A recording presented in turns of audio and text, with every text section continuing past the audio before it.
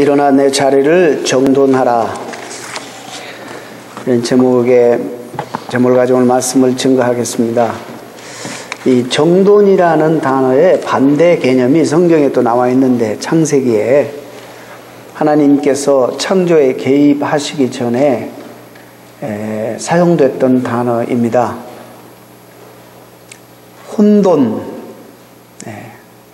혼돈이라는 단어가 정돈이라는 단어의 반대 개념입니다. 아무것도 정리가 되지 않은 원시적인, 길이 나지지 않는 그런 상태라. 성경 창세기에 혼돈, 공허, 그 다음에 어둠, 이런 세 단어가 하나님이 창조하시기 전에 이 땅에 드러내는 그런 창조 전의 상태를 묘사한 그런 단어들입니다. 하나님께서 창조의 능력으로 개입하셔서 창조를 시작하셨습니다. 그리고 보시기에 참 좋았던 세상, 마지막 인간까지 창조하시고 난 다음에 보시기에 심히 좋았더라. 모든 것이 다 있어야 될 장소에 다 적재적소에 하나님이 세우시고 만들어 놓으신 다음에 잘 정돈된 상태를 보시고 심히 좋았더라, 그렇게 말씀하셨어요. 그래서 우리는 그것을 또한 샬롬이라 그렇게 말하죠. 얼그러지지 않은 상태, 완벽한 상태, 부족함이 없는 그런 상태를 샬롬이라 이렇게 말할 수 있습니다. 그래서 이 자리가 참 중요합니다. 타락한 인간이 분명히 하나님을 섬기는 자리에, 하나님을 예배하는 자리에 있어야 되는데, 자기 스스로가 하나님이 되려고 타락해버린 이후에 그들이 그 장소를 이탈합니다. 그게 하나님이 동산나무에 숨어있는 그들에게 찾아가셔서 하셨던 첫 번째 말씀이 Where are you? 내가 어디 있느냐? 하나님께서 모르셔서 물으셨겠어요? 너 왜 그랬어? 이렇게 안 하시고 어디 있느냐? 이렇게 물으셨어요. 그 우리의 위치, 대단히 중요한 거죠. 죄가 들어와서 하나님과의 우리 관계를 깨버리고, 이웃 관계를 깨고, 그리고 만물 세계와의 인간과의 관계를 깨트려 버려서 엉망진창이 돼서 아주 혼란스럽게 혼돈스러운 세상이 다시 되어버렸습니다. 그래서 예수님께서 이 땅에 오셔서 다시 우리를 회복하시는 역사, 이 모든 흐트러진, 어그러진, 혼란스러워진 이 모든 관계들을 다시 다 회복시켜서 정돈시키는 그 사역을 우리가 구속사역이라 또 이렇게 이야기할 수 있는 것입니다. 오늘 이 말씀을 통해서 여러분들이 예수님을 미리 만나고 예수님 안에서 살지만은 아직도 죄의 영향력 아래 살면서 우리의 삶 속에 아직도 정돈이 필요한 이런 부분들이 무엇인지 함께 생각해 보시고 여러분들이 함께 하나님 앞에 기도하시는 말씀이 되기를 바랍니다. 스데반의 순교를 통해서 그 계기로 핍박이 일어나게 되고, 이제 유대인들이 그 핍박을 피해서 흩어지는데, 아직도 히브리파 유대인들은, 주님의 제자들을 비롯해서 히브리파 유대인들은 예루살렘을 떠나지 아니하고 머물고, 헬라파 유대인들은 흩어져서 이제 가는 곳마다 복음을 전하게 됩니다. 아직까지도 이 히브리파 유대인들은 제자들마저도 이 가지고 있었던 고정관념, 여러분 이게 참 쉽지가 않습니다. 쉽지가 않은데 이것을 깨기가 쉽지가 않아요. 그런데 그런 핍박을 통해서 물리적으로 흩어지게 되면서 복음을 증거하는데, 사마리아 땅에 처음으로 빌립 집사가 가서 복음을 전한 사실 우리는 작년에 들었습니다. 그리고 빌립이 거기뿐만 아니라 이제 그 해안가 정도, 오늘 이제 그 요바를 비롯해서 오늘 본문에 나오는 이 지역도, 루따라는 지역에까지 가서도 아마 복음을 틀림없이 전했을 것이다. 사마리아 땅에 복음이 전파되었다는 소리를 듣고 베드로와 요한이 와서 그러한가 확인하고 되돌아갑니다. 그런데 문제는 지난 시간에 말씀드린 것처럼 사울이 회심을 경험하고 난 다음에 아라비아에 3년 가 있다가 다시 이제 다메섹으로 와서 이제 또 예루살렘으로 올라갑니다. 여러분 바나바의 사건 지난 시간에 들었습니다. 그래서 제자들을 바나바를 통해서 만나게 되는데 갈라디아 1장 말씀 보면은 베드로와 15일간 함께 있었다라는 표현이 나옵니다.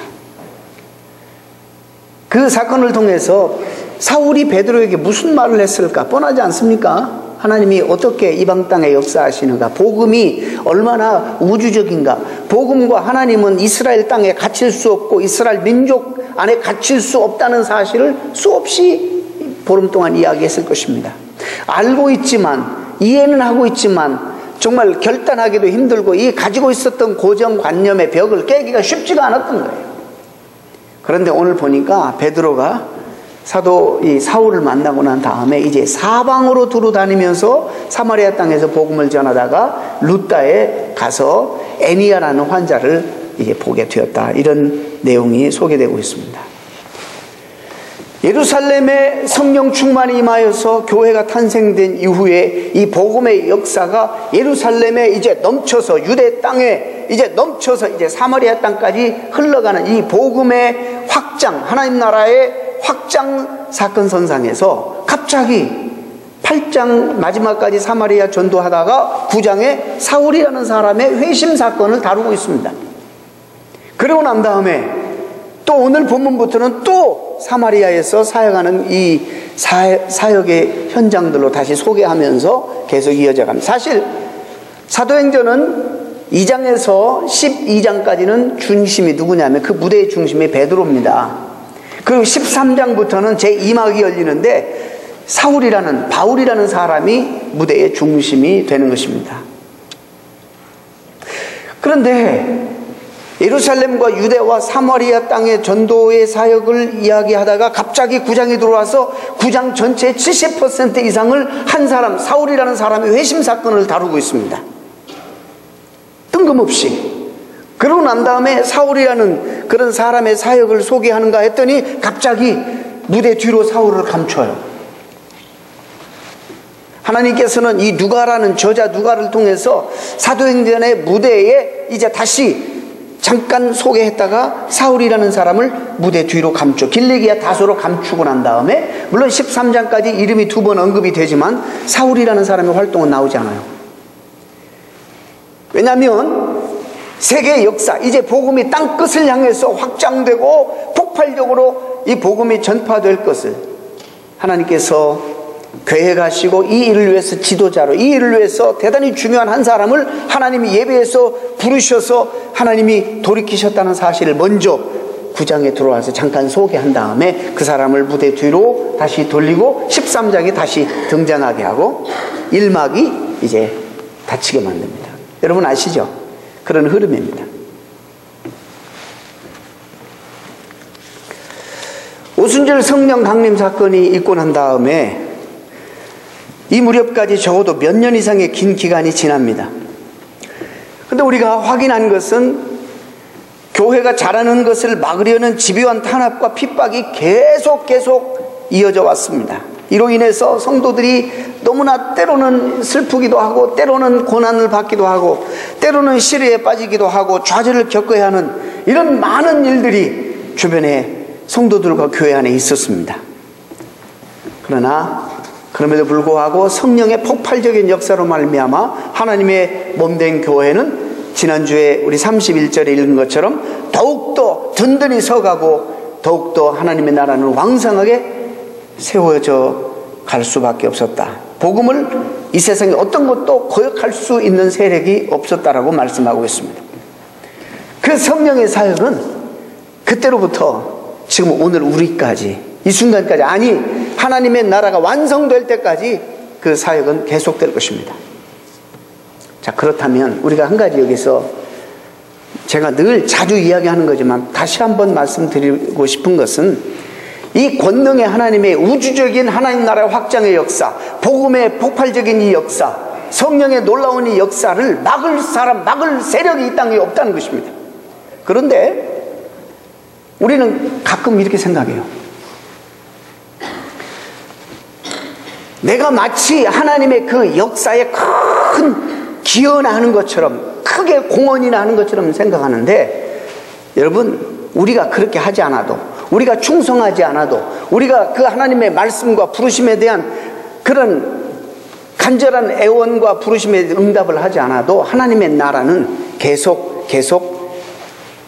확장되어 갈 것이고, 이 성령의 역사는 더 강력하게 계속 이어져 나갈 것입니다. 문제는 이 거대한 우주적인 하나님의 역사에 내가 거기에서 영광스럽게 하나님과 함께 이것을, 하나님이 하시는 이 우주적인 가장 아름다운 영광스러운 역사에 참여할 것인가 안 할 것인가, 이것은 우리의 선택에 달려 있습니다. 이것이 얼마나 큰 영광인지, 이 부름이 얼마나 큰 특권인지를 알고 하나님과 함께 동역하느냐, 아니면 늘 알고는 있지만 나중으로 미루고, 알고는 있지만 실제적인, 우리가 그런 말을 많이 신학적으로 쓰지 않습니까? 실천적 무신론자. 알기는 알아요. 하나님 다 믿어요. 그런데 삶에 있어서는 하나님과 전혀 상관이 없는 그런 삶을 살아가는 사람들을 말해요. 실천적 무신론자라, 그렇게 말해요. 그렇게 일평생을 그거와는 상관없이 하나님의 무슨 역사를 이 땅에 이루시든지, 이것이 무슨 우주적인 역사든지, 무슨 영광이 있든지, 무슨 권능이 있든지, 무슨 축복이 있든지 상관없이 나는 내 삶을 걸어가겠다, 나는 계속 이렇게 무기력한 채 걸어가겠다, 그건 우리의 선택입니다. 중요한 것은 우리가 게을러서 이 하나님의 사역에 관하여 관심을 보이지 않고, 우리가 충성하지 않고 열심을 다하지 않는다고 해서 이 사역이 절대로 중단되는 것은 아니라는 사실입니다. 하나님은 계속 이 일을 하고 계십니다. 우리를 통해서 하나님의 권능과 영광이 드러나지 않는다고 해서 하나님의 사역이 중단될 수는 없는 것입니다.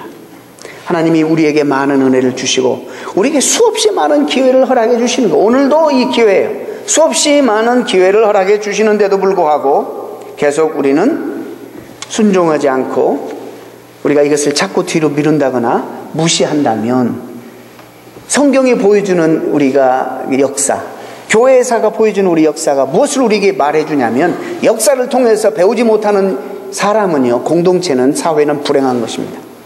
그 사람은 하나님의 이 어마어마한 역사에 제껴진다는 사실입니다. 아무리 우리가 쓰임받고 싶어하는 열망이 있어도 제껴진다는 사실을 우리가 알아야 돼요. 사실상 예루살렘에 지금 12명의 기라성 같은 예수님의 제자들이 있었습니다. 누가 봐도 이들이 복음의 가장 최전선에서 앞장서 쓰임을 받아야 되는 그런 그릇들이에요. 물론 초대교회 중요한 그런 교회 초석을 놨습니다. 성경을 기록하는데도 대단히 중요한 역할을 했죠. 그럼에도 불구하고 복음이 땅끝까지 선포되는 그런 일에 사실 나중에는 다 흩어져서 복음 전하다 순교하고 다 그랬습니다만은, 사실 사도 바울만큼 적극성이 없었습니다. 사도 바울은 예수님과 함께 제자로서의 삶을 3년간 사는 사람은 아닙니다. 그런 면에서 조금 비하게 생각해 보면 제자들이 사도 바울에게 밀렸다라는 생각이 들 정도예요. 유대인들이 하나님의 복음을 무시하고 배척하고 그 다음에 그것을 버려버렸을 때 복음이 예루살렘에서 수장되고 끝나버렸느냐? 아닙니다. 하나님의 이 복음의 놀라운 축복의 문을 로마 제국에 옮겨서 더 큰 스케일로 이 복음이 확장되게 했어요. 로마가 적어도 다스리는 모든 영역에 이 복음이 선포되게 했어요. 그래서 이 복음이 계속 이어져서 결국에는 이제 서유럽에 복음의 전성기를 이루죠. 근데 서유럽이 여러분 이제 자꾸 믿고 하나님의 축복에 익숙해지다 보니까 세상으로 점점점 빠져들더니 하나님을 자꾸 멀리하고 버리고 무시하고 이러더니 젊은이들이 교회를 떠나게 되고, 이런 설교에 대해서 부담스러우니까 교회를 안 나오게 되고, 그 다음에 교회 문이 자꾸 노인들만 있게, 요즘 그렇잖아요. 유럽이 난리 났지 않습니까? 그러니까 하나님께서 그 복음의 귀한 어떤 그 사역의 하나님 나라 사역의 주도권을 미국이 건너오게 하시잖아요. 그래서 이 아메리카 대륙에 북미주, 중미, 남미로 복음이 확 확산되게 만듭니다. 북미주에서도 얼마나 복음이 활짝 꽃을 피우고 영광을 누렸습니까? 그러나 최근에 점점 이 문화가 상당히 정말 목회자로서 보기에 불안한 문화 속으로 자꾸 치닫는, 젊은이들이 자꾸 교회를 떠나게 되는 거고 세상을 너무 사랑하게 돼서 이게 사실 엄청난 축복을 지금 누리고 북미주가 살아가는데도 불구하고 복음을 자꾸 무시하는 경향, 교회를 떠나는 경향이 있고, 이제 헌신이고 희생이고 이런 말은 교회에서 찾아보기가 힘들고, 이러니까 하나님께서는 또 동아시아로 복음에 우리가 흔히 말하는 축복의 촛대를 옮기시는 거예요. 아프리카로 옮기시는 거예요. 이것은요, 한 나라 국가만이 아니라 우리 한 개인과 가정과 공동체 마찬가지예요. 어떤 사람이라든지 어떤 가정이라든지 어떤 공동체라든지 하나님은 이 일을 누구를 통해서 하시냐, 순종하고 이것을 영광으로 알고 기쁘게 감당하는, 사모하는 사람들을 통해서 이 일을 주도하고 계신다는 사실을 알 때에 여러분 이 축복의 흐름을 여러분 보셔야 됩니다. 오늘도 동일하게 여러분에게 말씀을 선포하지만 이 부분에 대해서 어느 개인이 야 이것이 영광스러운 삶이다, 어느 가정이 여기에 내가 우리 가정에 헌신해야 될 그런 의미, 뜻이 있다, 부름이 있다, 우리 공동체가 이 시대에 하나님이 정말 기뻐하시는 이 영광스러운 일에 우리가 정말로 사모함을 가지고 우리가 인볼브 해야겠다, 이런 사람들을 통해서 하나님은 그 일을 계속 감당하고 계시고, 세상 좋아서 나가고 하나님 앞에 헌신하기 싫어서 뒤로 미루고 이런 개인과 가정과 공동체는 제껴진다는 사실을 우리가 알아야 됩니다. 이 사실이 지금까지 사도행전을 보면서 앞으로도 우리가 볼 것이지만 우리가 하나님께서 우리에게 주시는 대단히 중요한 교훈입니다.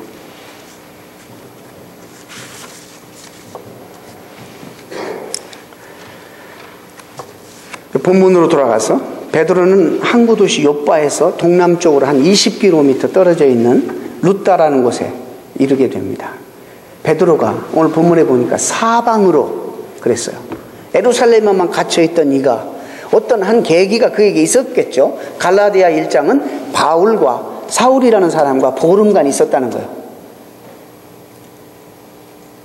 실제적으로 알고 있었어요.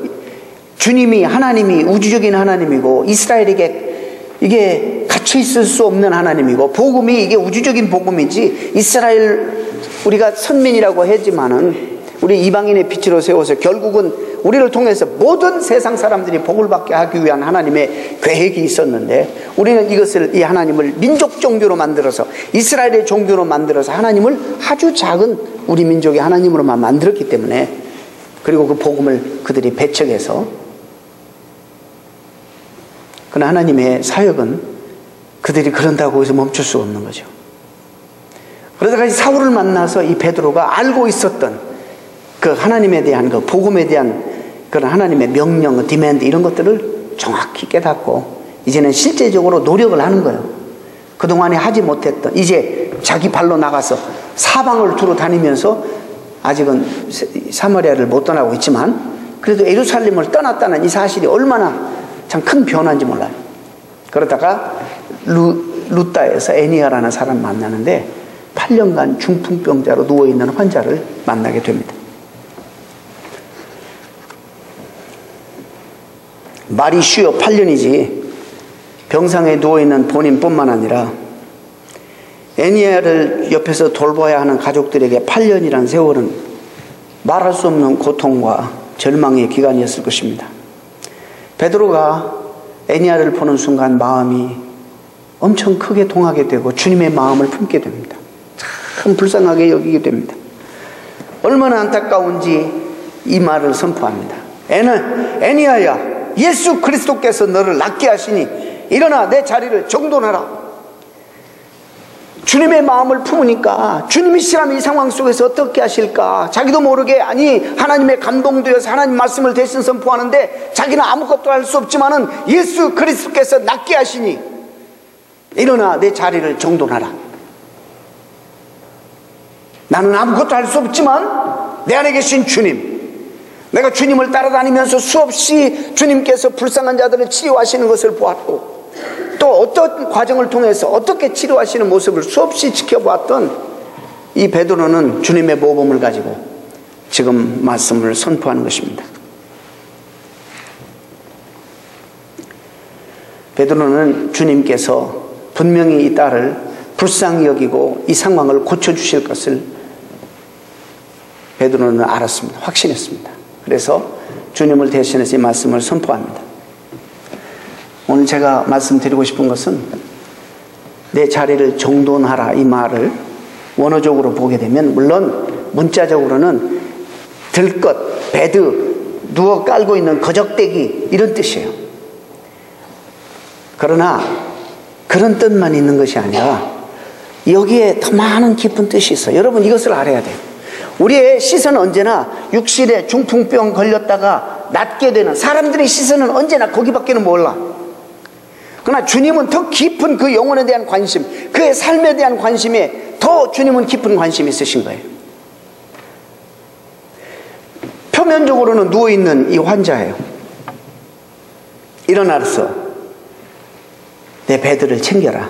네가 누워있는 거적대기를 다 정돈해라. 이런 말이긴 하지만은 그러나 여기에 더 원어적인 깊은 뜻은 prepare for yourself.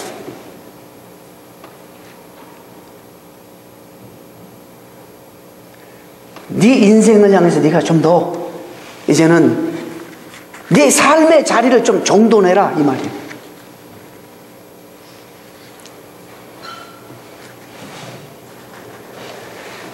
베드로는 늘 주님께서 병자들을 치료하셨을 때 그 과정 속에서 아니면 그 후에 제자들에게 하셨던 말씀을 기억하고 있습니다.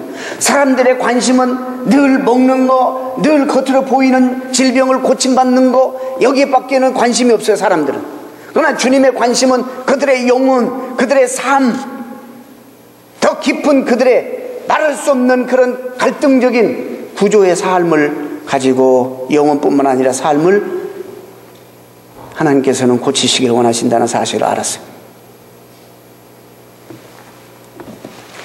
육체적인 병만 치유되는 것이 아니라 그의 삶과 삶의 자리도 바르게 정돈되기를 원하실 것이라는 생각이 있어서 선포했습니다.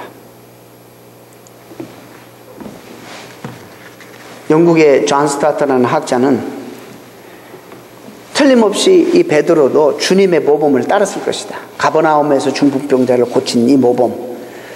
38년 된 환자가 요한복음 5장에 베세다 연못가에서 자리를 펴고 물이 동하기를 기다리는데 물이 동하면 다른 사람이 먼저 들어가고 자기는 38년 동안 누워만 있는 그 환자의 모습. 그래서 주님이 찾아가셔서 그를 어떻게 불쌍히 여기고 고쳐주시고 그의 삶을 정돈시켰는지를 다 봐왔기 때문에 지금 그것을 모범 삼아 베드로가 실천하고 있는 것이다 라고 얘기하고 있습니다.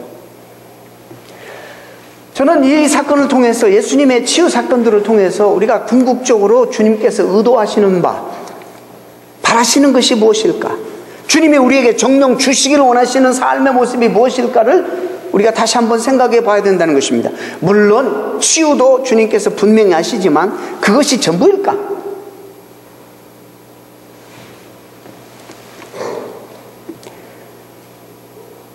주님께서 그런 이 환자들을 고치시는 이 모든 과정을 통해서 우리에게 보여주시는 대단히 중요한 그런 영적인 원리는 이것을 여기에 관계해서 신앙이라는 게 뭐냐 정의를 다시 한번 해본다면 삶의 정돈입니다. 신앙이라는 것은 삶의 정돈이에요. 죄로 룩지고 헝클어졌던 삶이 주님의 십자가 보혈 속에서 깨끗하게 씻어지고 정돈되는 것, 욕망의 덫에 빠져 무질서하게 방황하느라 더럽혀지고 어수선했던 삶의 자리가 주님의 말씀 안에서 바르게 정돈되는 것, 그릇된 감정과 이기심으로 갈기갈기 찢어졌던 인간관계가 주님의 사랑 안에서 회복되고 정돈되는 것, 방향을 잃어버리고 인생을 허비하고 방향을 상실하고 삶의 목적이 없이 방황하는 그 인간들이 진리 안에서 주님을 바로 보고 삶의 목적과 자기가 걸어가야 되는 방향을 바로 정립하고 정돈되는 것, 이것이 바로 신앙이라 이렇게 정의할 수 있습니다.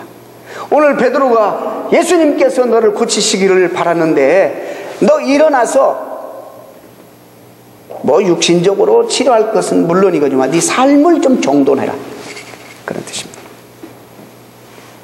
주님께서 이 땅에 오신 목적이 언젠가는 부패하고 썩어 문드러질 우리의 육체만을 위해서가 아니라는 사실을 우리는 다 압니다. 죄와 죽음의 굴레 속에서 이미 죽어버린 우리의 영혼을 구원하실 뿐만 아니라 이그러질 대로 이그러진 우리의 삶을 당신의 진리와 생명으로 반듯하고 아름답고 영원하게 회복시키고 정돈시키기 위해서 이 땅에 오셨다는 사실입니다.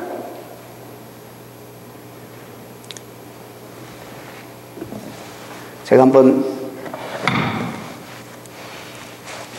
충격적인 좀 이렇게 요법으로 이런 표현을 한번 여러분들이 써보겠습니다. 우리가 건강한 육신을 가지고 육신의 욕망만 쫓고 죄만 지르면 차라리 누워있는 것이 더 나은 거예요. 그렇게 어그리 안 하십니까? 그렇기 때문에 육신의 질병을 치유받는 것보다 더 중요한 것이 있다는 거예요. 하나님 주신 건강으로 죄만 져 육신의 욕망만을 쫓아. 성경에 오죽하면 주님께서 이런 표현을 하셨겠어요. 내가 죄 짓는 오른팔이 있는데 계속 이것이 죄만 지면 차라리 잘라버리고 팔 없는 것으로 천국 가는 게 낫다, 그런 말까지도 하시잖아요.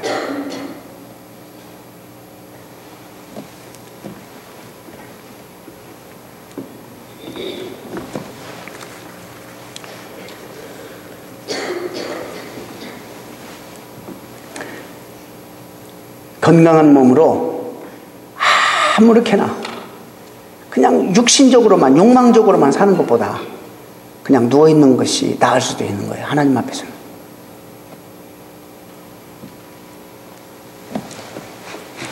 우리가 뭘 더 소중하게 여겨야 될지를 여러분 한번 아실 수 있기를 바랍니다. 또 내 자리를 정돈하라 라는 이 단어가 더 깊은 뜻은 너 자신을 펴라, 너 자신이 이제 베풀고 살아라, 이 말이에요. 이 말도 여기 담겨 있습니다. 이게 무슨 상황입니까?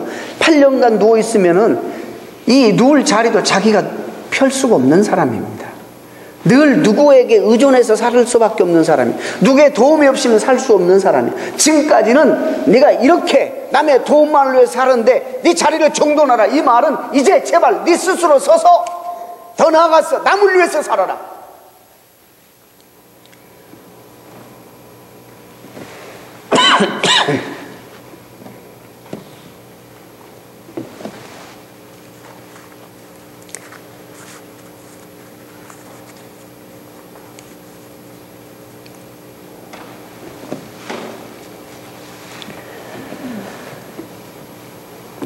여러분, 진리 안에서 자기 삶이 정돈된 사람만 다른 사람을 위해서 도울 수가 있어요. 사실 내 삶이 정돈되지 않고 내 삶이 엉망인데 이건 너무 자연스러운 표현이에요. 여러분 다 아시는.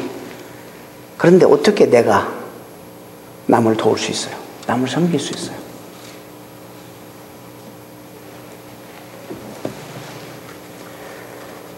예, 이런 예를 들어서 미안합니다.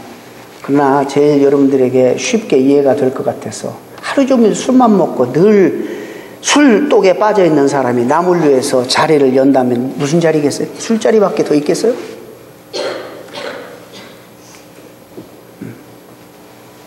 늘 이렇게 취해서 사는 사람이, 그래서 늘 비틀거리고 자기 길도 똑바로 걸어가지 못하는 사람이 남을 위해서 자리를 낸다면 뭔 자리, 술자리밖에 더 있겠느냐 말이죠. 이런 원리입니다. 이런 이치입니다.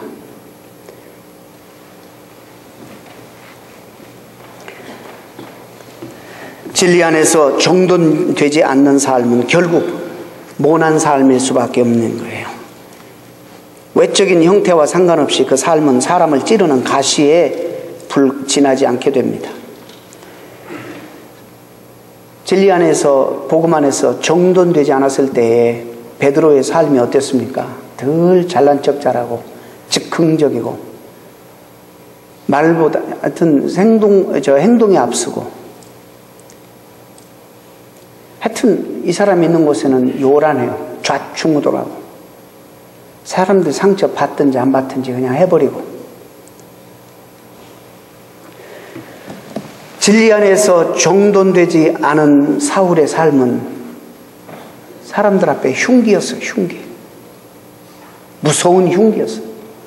그런데 그분들이 진리를 만나고 주님을 만나고 성령을 체험하고 난 다음에 이제 남을 돕는 현장에 와 있어요.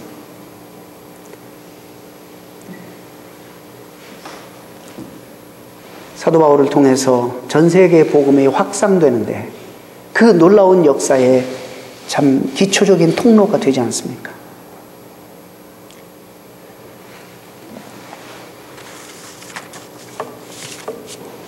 오늘 두 번째로 여러분들에게 던지고 싶은 도전은, 나는 분명히 진리를 발견했고 주님을 만났는데 아직도 죄악된 세상 속에 그 영향력 속에 있기 때문에 내 삶에 아직도 정돈되지 않는 이런 부분들이 있어요. 그래서 나가면 본의 아니게 나는 그런 의도가 아닌데 자꾸 상처를 주고 남에게 상처를 입히고. 이제 제가 다음 주에 나오는 다비다라는 그 죽은 사람의 그 스토리가 너무 또 감동적이어서 이걸 나눈 거예요.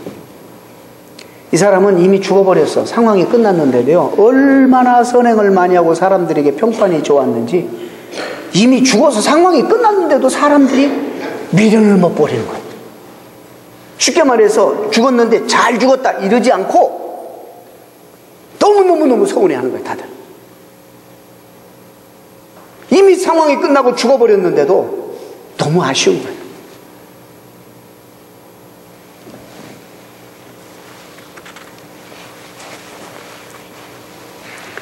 우리 삶 속에 정돈되지 않은 그런 부분들이 뭔지를 한번 살펴볼 필요가 있습니다.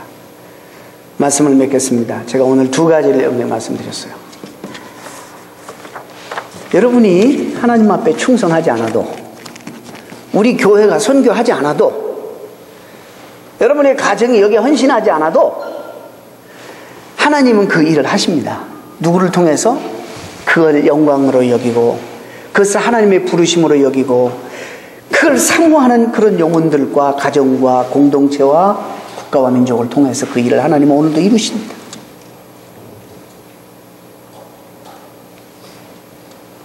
여러분 모두가 다 눈이 열리고 가슴이 열려서 하나님이 하시는 역사를 바라보고 이것이 얼마나 큰 특권이고 축복이고 영광인지를 알 수 있는 믿음이 생겨나기를 바랍니다.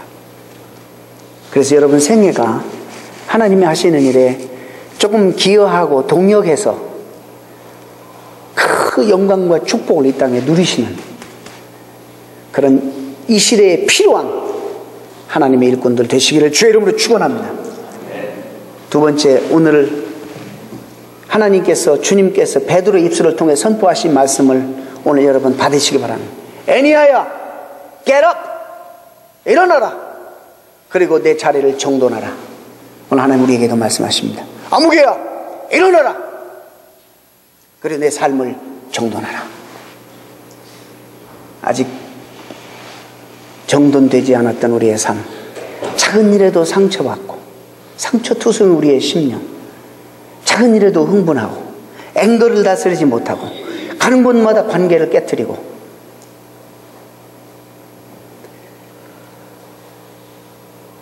교회를 수없이 들락거리면서도 아직도 세상적인 이치에는 밝고 하나님의 나라에 대한 영적인 이치에는 어둡고, 오늘도 글을 썼는데 이 예배 가운데 성령의 임재가 있어야지 바른 예배를 드릴 수 있다고 썼는데 그게 뭔지 한 번이라도 진지하게 고민하고 기도해 본 적도 없는 이런 그리스도인이 우리 가운데 있다면 정돈해야 돼, 삶을. 무엇이 여러분의 마음과 삶을 빼앗아가는지. 아무개야, 일어나라.